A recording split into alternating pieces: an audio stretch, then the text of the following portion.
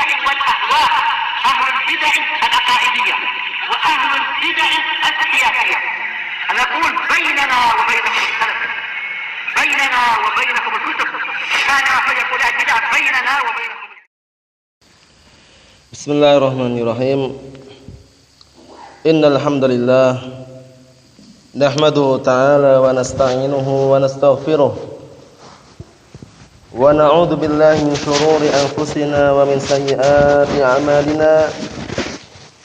Man yahdihillahu fala mudhillalah wa man yudlil fala hadiyalah.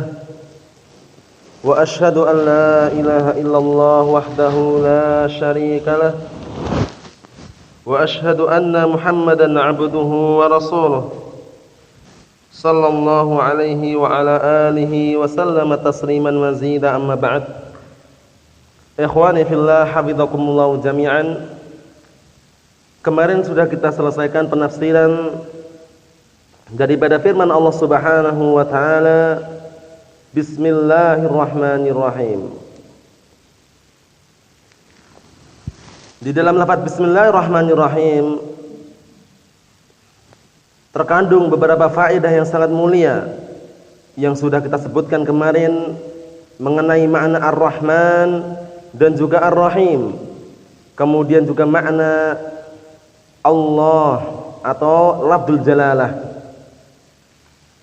Makna daripada lafzul jalalah Allah maknanya adalah ma'luh ay al-ma'bud. Nah, zat yang disembah. Kemudian sudah kita sebutkan barakallahu fikum bahwasannya nama Allah itu adalah nama Allah Subhanahu wa taala yang paling besar, sehingga kembali semua nama-nama yang ada kepada nama Allah. Ar-Rahman kembali kepada Allah, Ar-Rahim kembali kepada Allah, Ar-Razzaq kembali kepada Allah, Al-Ghaffar kembali kepada Allah Subhanahu wa taala. Jangan terbalik. Jangan sampai kita terbalik dalam memahami Allah kembali kepada Ar-Rahman. Itu keliru. Walaupun secara tidak langsung Allah Subhanahu wa taala itu apa? Namanya diantaranya adalah Ar-Rahman. Itu benar. Tapi jangan sampai kita nama yang besar ini, yang agung ini, yang paling besar kita kembalikan kepada nama-nama yang lain. Nah, karena apa? Karena nama Allah Subhanahu wa taala yang paling besar Al-A'zam adalah Allah ini. Paham itu ya? Nah, barakallahu fikum. Kemudian Ar-Rahman itu maknanya lebih umum daripada Ar-Rahim. Ar-Rahman dzur rahmatil wasi'ah, zat yang memiliki kasih sayang yang luas. Orang kafir juga dapat, orang muslim juga dapat, ya kan? Orang kafir juga bisa makan, ada yang kaya, ada yang hidupnya mewah dan semisalnya. Tapi beda dengan apa? Dengan yang diberikan kepada orang muslim. Kalau orang kafir barakallahu fikum, kenikmatan yang Allah Taala berikan kepada mereka di dunia hanya saja apa? Istidraj, pengunduran waktu saja. Nah, pengunduran waktu dalam artian ketika sudah datang ajal mereka, kemudian sudah wafat atau sudah meninggal, akhirnya apa? Mereka pun di akhiratnya tidak mendapatkan apa-apa. Tapi apa? Justru di neraka jahanam dalam keadaan kekal. Innal ladzina kafaru min ahlil kitab wal musyrikin fi nari jahannam khalidina fiha. Sesungguhnya orang-orang kafir dari kalangan ahlul kitab, yaitu al-yahud wa nasara, kemudian dari kalangan orang-orang musyrikin, mereka berada di neraka jahanam kekal di dalamnya. Yang namanya kekal bagaimana? La yamutu fiha wala yahya. Tidak merasakan kematian, tidak pula merasakan hidup, merasakan terus azab. Waliyadzubillah. Nah, paham ya? Ini azab ini kekal. Nah, barakallahu fikum bagi orang-orang kafir, baik orang kafir yang asli memang sejak awalnya kafir, atau orang kafir yang murtad. Kafir yang apa? Murtad, keluar dari agama Islam. Waliyadzubillah ya. Naam. Kemudian Ar-Rahim itu maknanya lebih khusus. Naam. Ar-Rahmah al-musilatu ilal marhum, yaitu kasih sayang yang sampai kepada orang yang apa? Dirahmati saja. Naam, bil mukminin, dari kalangan orang-orang mukminin. Apa itu ya? Kalau Ar-Rahim juga nama Allah Ta'ala, tapi maknanya apa? Dzur rahmati, na'am, al-makhsusah bil mu'minin, zat yang memiliki apa? Rahmah, kasih sayang yang dikhususkan bagi orang-orang mukminin. Apa itu ya bedanya ya? Kalau Ar-Rahman, na'am, zat yang maha pengasih istilahnya gitu kan. Itu umum maknanya. Orang kafir juga dapat, orang muslim juga dapat. Tapi Ar-Rahim ini juga di dalamnya mengandung sifat apa? Ar-Rahmah, menyayangi, tapi khusus. Paham ya? Kalau Ar-Rahim khusus bagi orang-orang mukminin. Kalau Ar-Rahman di dalamnya juga terkandung sifat rahmah, tapi luas. Mencakup orang mukmin, mencakup orang kafir. Paham masalah bedanya ya? Na'am, barakallahu fikum. Sekarang kita akan masuki pembahasan yang berikutnya, barakallahu fikum.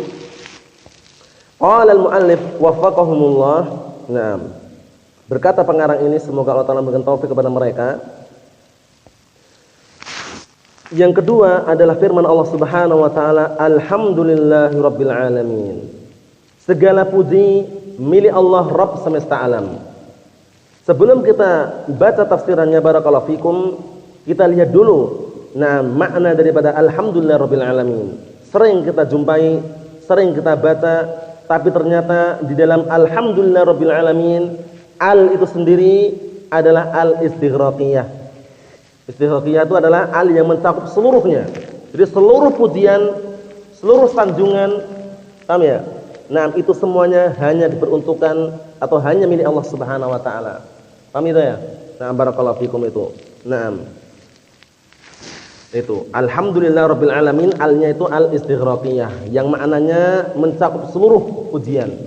Paham ya? Jadi maknanya adalah apa? Jami'ul mahamid, maknanya seluruh pujian-pujian diserahkan kepada Allah Subhanahu wa taala. Jadi di sana itu ada lafaz alhamdu, ada lafaz al-madhu. Bedakan ya. Alhamd sama al-madh itu beda. Kalau alhamdu, lafaz alhamdu itu pujian juga secara bahasa Indonesianya ya. Kemudian al-madhu itu secara bahasa Indonesia juga pujian. Cuman bedanya kalau dalam bahasa Arab dibedakan. Kalau alhamdu maknanya adalah wasful mahmudi bil kamal, ma'al mahabbah wa ta'zim. Apa artinya? Mensifati zat yang terpuji, dengan kesempurnaan, tapi diiringi dengan apa? Diiringi dengan rasa cinta dan pengagungan. Bedakan ya, itu alhamdu. Jadi alhamd atau alhamdu apa definisinya? Wasful mahmudi bil kamal, mensifati zat yang dipuji yaitu Allah Subhanahu wa taala, disifatikan mensifati Allah Subhanahu wa taala bil kamal, dengan kesempurnaan, tapi apa? Tapi diiringi dengan rasa cinta dan pengagungan. Ini enggak boleh diperuntukkan kecuali hanya untuk Allah Subhanahu wa taala.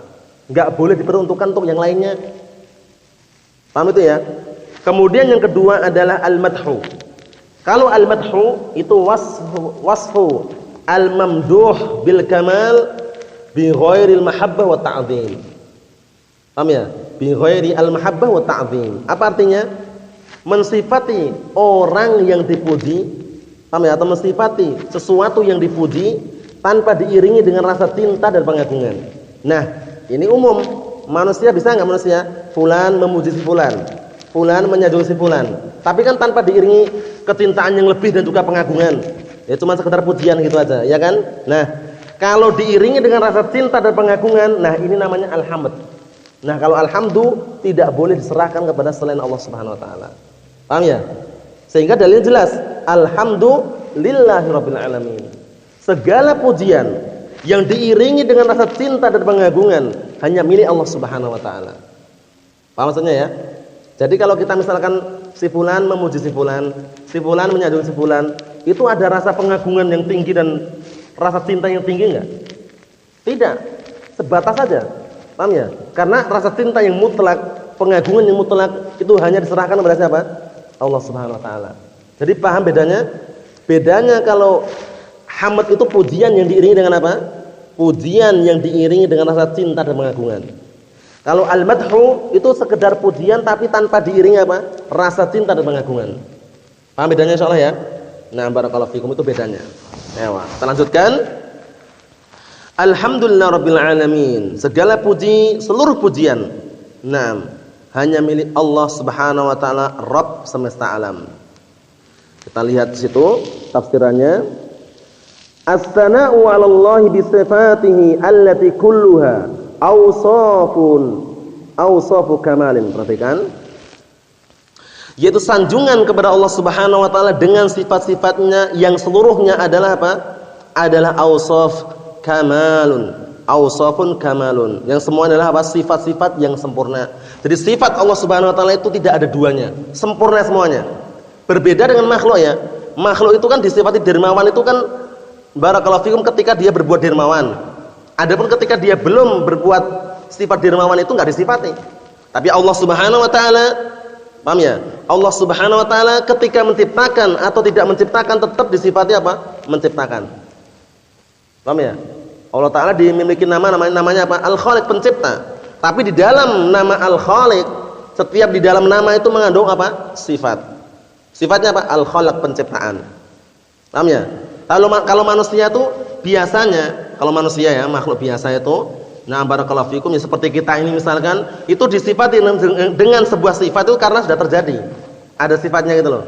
Fulan dermawan sekali ya, atau fulan dermawan. Karena sudah melakukan perbuatan dermawan tadi. Tapi kalau sebelumnya enggak disifati. Tapi Allah Subhanahu wa taala barakallahu fikum ketika berbicara atau tidak berbicara, ketika turun atau tidak turun, ketika beristiwa ataukah tidak, itu semuanya apa? Tetap ada pada Allah Subhanahu wa taala. Tetap disifati Allah taala itu beristiwa, Allah taala turun, Allah taala berbicara. Paham itu ya? Nah, barakallahu fikum. Jadi harus diperhatikan dan harus dipahami perbedaannya. Naam. Semua ada, semua. Ayo na'am, barakallahu fikum. Berikutnya, jadi insyaallah paham ya insyaallah ya. Ayo na'am. Wa bi ni'amihi adh-dhahirah wal batinah, dan juga dengan nikmat-nikmatnya yang nampak maupun yang tersembunyi. Karena nikmat Allah Subhanahu wa taala sangat besar. Wa ma bikum min ni'matin faminallah. Apa-apa yang ada pada kalian berupa kenikmatan, maka itu datangnya dari Allah Subhanahu wa taala. Baik yang nampak maupun yang tidak nampak. Paham ya? Nah, barakallahu fikum. Semua kenikmatan datang dari Allah Subhanahu wa taala. Naam, ad-diniyah wa dunyawiyah, kenikmatan yang sifatnya agama atau kenikmatan yang sifatnya dunyawiyah, dunia. Karena dunia, barakallahu fikum, seseorang ketika diberikan taufik hidup di dunia, mungkin dia memiliki kekayaan, bisa menggunakan hartanya di jalan Allah Subhanahu wa taala, menginfakkan hartanya di jalan Allah Subhanahu wa taala, itu berarti kenikmatan tersendiri. Paham ya? Atau sebaliknya, dia tidak memiliki harta yang banyak tapi agamanya bagus. Diberikan kenikmatan yang sangat besar berupa agama yang bagus. Nah, mengenal agama Islam, kemudian juga mengenal as-sunnah, mengenal juga al-ilm, itu kenikmatan yang sangat besar dalam masalah agama ini. Sehingga disebutkan dalam sebuah ucapan yang sangat indah, na'am barakallahu fikum, na'am barakallahu fikum, apa itu ucapan itu? Ma ahsanad dunya wad din idza istama'a, la barakallahu dunya bila dini. Na'am barakallahu fikum, seperti itu. Alangkah indahnya apabila dunia dan agama bisa bersatu. Indah. Dunia dan agama kalau bisa bersatu indah. Tapi apa?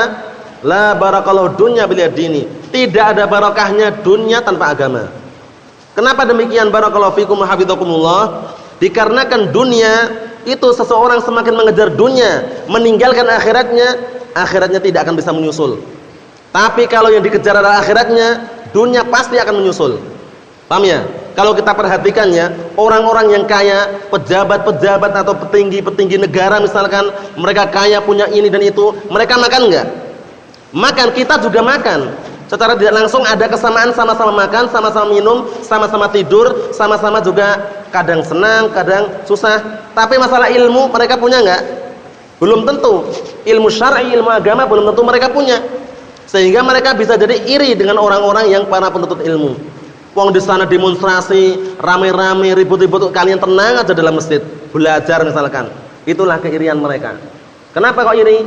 Dikarenakan mereka menganggap bahwasannya apa? Bahwasannya seakan-akan kita ini enggak peduli dengan mereka. Memang kita enggak peduli dengan acara-acara, ritual-ritual yang di luar dari syariat. Nah, barakallahu fikum. Itulah yang bikin kita itu tenang. Karena kita patokan adalah Al-Qur'an dan As-Sunnah. Nah, mereka akan iri. Paham ya? Orang-orang mungkin pejabat tinggi atau petinggi negara misalnya, mereka sibuk ngurusin seperti itu. Tapi kalau kita kan tenang. Paham ya? Karena tenangnya dengan Al-Qur'an dan As-Sunnah. Nah, barakallahu fikum ya wa. Kata beliau sini, perhatikan. Wa fi dhimni amrun li ibadihi an yahmaduh, dan juga kandungan pujian tersebut ada perintah terhadap para hamba-hambanya an yahmaduh, agar semuanya atau mereka memuji Allah Subhanahu wa taala. Paham ya? Nah, memuji Allah Subhanahu wa taala, bersyukur kepada Allah Subhanahu wa taala. Naam. Fa huwal mustahiqqu lahu wahdah, maka dia adalah zat yang berhak, yang layak semata, tiada duanya. Paham ya? Maksudnya Allah Subhanahu wa taala yang berhak untuk mendapatkan pujian tersebut. Karena alhamd khusus enggak tadi? Alhamdu khusus untuk Allah Subhanahu wa taala. Al-madhu bagaimana al-madhu? Bisa yang lainnya. Karena al-madah, pujian yang namanya al-madah itu apa? Sifatnya umum. Dalam artian, na barakallahu fikum, itu makhluk pun juga boleh. Paham ya? Karena tidak ada unsur pengagungan, tidak ada unsur rasa cinta yang lebih tadi. Paham ya? Na barakallahu fikum. Berikutnya kata beliau di sini, na barakallahu fikum, wa huwa subhanahu al-munshi'u lil khalqi, dan dia maksudnya Allah Subhanahu wa taala al-munshi'u, yang mewujudkan, munshi'u itu yang mewujudkan ya, namlil khalqi, yang mewujudkan para makhluk. Munsyi' itu artinya yang membikin dan mewujudkan, yang mengadakan, itu mengadakan, yang mewujudkan, yang membikin, sama maknanya. Paham ya? Yang mewujudkan makhluk siapa? Allah Subhanahu wa taala. Yang membikin makhluk siapa? Allah Subhanahu wa taala. Yang menciptakan makhluk siapa? Allah Subhanahu wa taala. Paham ya? Nah, Allahu khaliqu kulli syai'. Allah Subhanahu wa taala adalah zat pencipta segala sesuatu. Nah, barakallahu fikum. Al-qa'imu bi umurihim. Nah, Allah Subhanahu wa taala adalah zat yang apa? Yang melakukan seluruh perkara-perkara mereka. Maksudnya apa maksudnya? Maksudnya yang mengatur dan juga yang memberikan atau mengurus semua perkara hamba-hambanya. Siapa? Allah Subhanahu wa taala. Paham ya? Hamba barakallahu fikum diberikan rezeki, Allah Subhanahu wa taala beri. Karena rezeki turunnya dari mana rezeki? Dari Allah Subhanahu wa taala. Wa fis samaa'i rizqukum wa ma tu'adun. Dan di langitlah rezeki kalian dan apa yang dijanjikan untuk kalian. Jadi rezeki di langit barakallahu fikum. Naam. Innallaha huwar razzaqu dzul quwwatil matin. Sesungguhnya Allah Subhanahu wa taala adalah zat pemberi rezeki dan memiliki kekuatan yang sangat kuat. Paham itu ya? Nah, barakallahu fikum. Jadi rezeki di tangan Allah Subhanahu wa taala. Jangan khawatir kita kelihatannya tidak punya harta yang banyak, tidak memiliki harta yang lebih, namun kehidupan itu pasti selama kita masih diberi nyawa oleh Allah Subhanahu wa taala, rezeki akan sampai kepada kita. Nah, aslinya barakallahu fikum, modal kita adalah ketakwaan kepada Allah Subhanahu wa taala untuk meraih rezeki yang banyak. Wa may yattaqillaha yaj'al lahu makhraja wa yarzuqhu min haitsu la yahtasib. Allah taala berfirman, dan barang siapa yang bertakwa kepada Allah Subhanahu wa taala, niscaya na'am barakallahu fikum, Allah taala akan mudahkan bagi dia jalan keluarnya. Yaj'al lahu makhraja. Jalan keluar kemudahan itu ada. Wa yarzuqhu min haitsu la yahtasib. Dan Allah taala akan beri rezeki dia dari arah yang tidak disangka-sangka. Manakala rezeki yang dicari adalah halal, paham ya? Bukan rezeki yang haram, bukan rezeki yang mungkar dan semisalnya, tapi rezeki yang halal. Allah taala akan mudahkan semua urusannya. Wa may yattaqillaha yaj'al lahu min amrihi yusra. Barang siapa yang bertakwa kepada Allah Subhanahu wa taala, niscaya Allah taala jadikan bagi dia apa? Urusannya itu mudah semuanya. Paham ya? Sehingga di sana ada sebuah pepatah yang sangat bagus sekali mengenai apa? Mengenai sumber ketakwaan. Dalam artian ketakwaan itulah yang harus kita andalkan untuk agar kita senantiasa memiliki rasa tawakal kepada Allah Subhanahu wa taala. Naam, 'alaika bittaqwallahi in kunta ghafila. Alaika bittaqwallahi in kunta ghafila. Wajib atas dirimu bertakwa kepada Allah Subhanahu wa taala ketika kamu lalai. Ya'tika bil arzaqi min haitsu la tadri. Ya'tika bil arzaq min haitsu la tadri. Akan datang kepadamu rezeki-rezeki dari arah yang kamu tidak tahu. Terkadang kita enggak menyangka kan, wah besok bukanya pakai apa ya bukanya? Ternyata datang buka yang sangat melimpah, enggak terhitung. Ini contoh saja. Contoh ya. Karena rezeki tangan Allah Subhanahu wa taala. Amin. Na'am barakallahu fikum, seperti itu. Naam. Namun perlu di balik itu ada ujian, cobaan, paham ya? Sehingga di balik itu harus ada kesabaran. Karena kesabaran pun juga dibalas juga yang serupa. Innama yuwaffas sabiruna ajrahum bighairi hisab. Hanya saja mereka semua akan dibalasi. Nah, orang-orang sabar itu akan dibalasi dengan apa? Dengan balasan yang tanpa dihitung-hitung. Sabar. Paham ya? Na'am barakallahu fikum. Kemudian apa tadi lanjutan pantun tadi? Alaika bittaqwallahi in kunta ghafila. ya'tika bil arzaqi min haitsu la tadri. Fa kaifa takhaful faqra wallahu raziqa? Bagaimana kamu takut miskin, takut fakir padahal Allah Ta'ala yang beri rezeki? Paham ya? Yang beri rezeki siapa? Allah Subhanahu wa taala. Sehingga jangan takut fakir, jangan takut miskin. Nah, barakallahu fikum. Wallahu raziqa. Padahal Allah Ta'ala yang beri rezeki kalian. Qad ruziqat tayr, qad razaqat tayra wal huta fil bahri. Sungguh Allah Ta'ala telah memberikan rezeki berapa? Burung, seekor burung dan juga ikan besar di lautan itu. Ikan besar di lautan itu kalau kita perhatikan sehari makannya berapa? Banyak sekali. Mungkin ikan-ikan kecil aja dimakan sama dia. Tapi siapa yang memberikan rezeki? Allah Subhanahu wa taala, bayangkan itu. Hewan-hewan lautan yang dasar lautan sana, yang di malam kegelapan yang sangat gelap sekali. Siapa yang memberikan rezeki? Allah Subhanahu wa taala. Sehingga pantun tadi bagus sekali ya. Alaika bittaqwallahi in kunta ghafila wa ya'tika bil arzaqi min haitsu la tadri. Fa kaifa takhaful faqra wallahu raziqa? Qad razaqat tayra wal huta bil bahri. Burung, bayangkan. Tapi ingat, rezeki akan datang ketika kita memiliki rasa tawakal kepada Allah Subhanahu wa taala. Apa tawakal itu?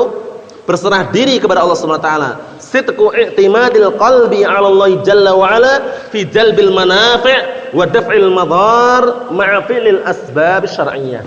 Itulah yang namanya tawakal. Benarnya kejujuran hati kita kepada Allah Subhanahu wa taala.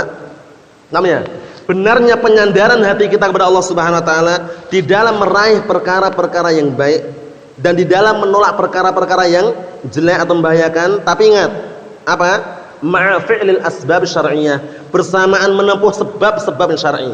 Jadi tawakal itu enggak boleh berpangku tangan. Wah, aku mau jadi orang berilmu biar bisa ngajari manusia, tapi dia berpangku tangan di rumahnya. Tawakal enggak namanya? Enggak tawakal. Aku mau tawakal aja lah. Kalau Allah Ta'ala memberi makan ya makan, nanti kalau enggak. Dia di dalam kamar terus dikunci kamarnya. Ya enggak dapat. Namanya apa namanya? Namanya at-tawakkul bila asbab atau at-tawakkul. Nah, barakallahu fikum, biduni fi'il asbab qadhun bisyariah. Tawakal tanpa melakukan sebab-sebab itu ada celaan terhadap syariat. Kenapa kok celaan? Karena syariat memerintahkan ketika bertawakal apa? Menempuh sebab. Paham ya? Di antaranya apa di antaranya? Di antaranya adalah sabda Nabi kita Muhammad sallallahu alaihi wasallam mengenai orang-orang yang bertawakal. Lau annakum tawakkaltum 'alallahi haqqa tawakkulih la razaqakum kama yarzuqut tayr taghdu khimasan wa taruhu bitana. Apa artinya?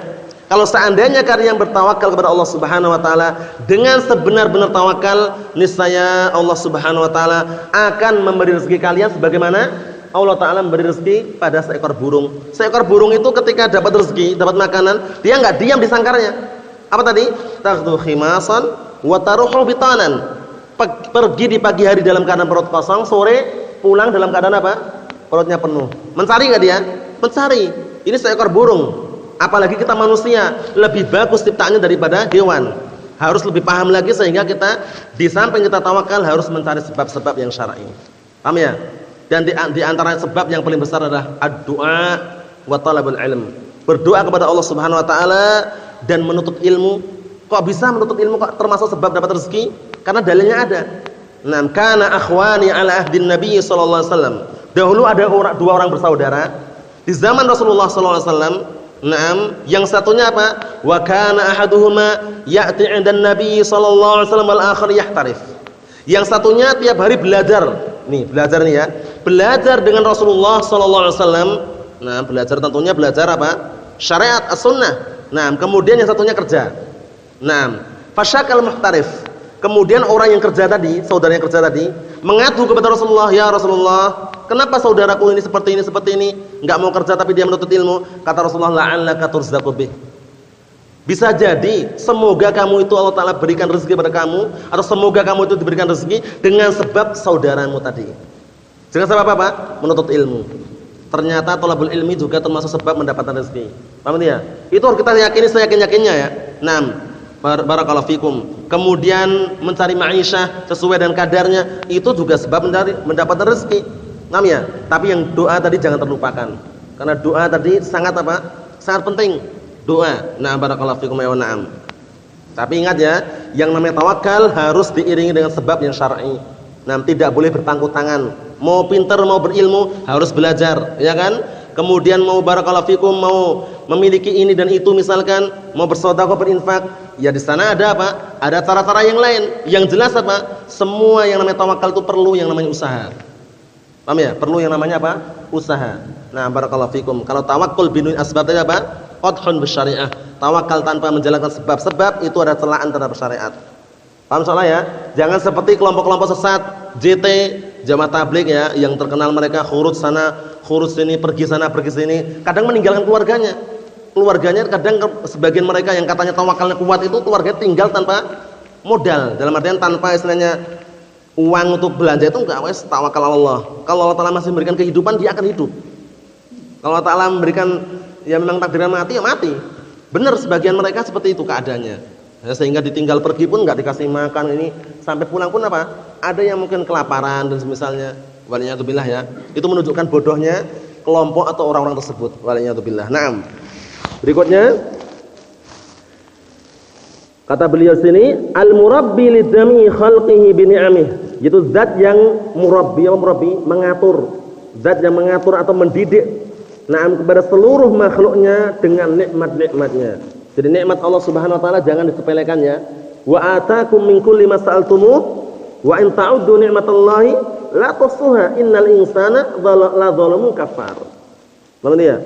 Nah, dan sungguh telah datang kepada kalian semua apa yang kalian minta. Wa ataakum, dan datang kepada kalian min kulli ma sa'altumuh, dari apa saja yang kalian minta. Wa in ta'uddu ni'matallahi la tuhsuha. Jika kalian berupaya, berusaha menghitung nikmat Allah Ta'ala, enggak akan mampu menghitungnya. Innal insana la zalumun kafar. Sungguhnya manusia itu seringnya pada asalnya zalum, sering berbuat kezaliman, kafar, sering kufur nikmat.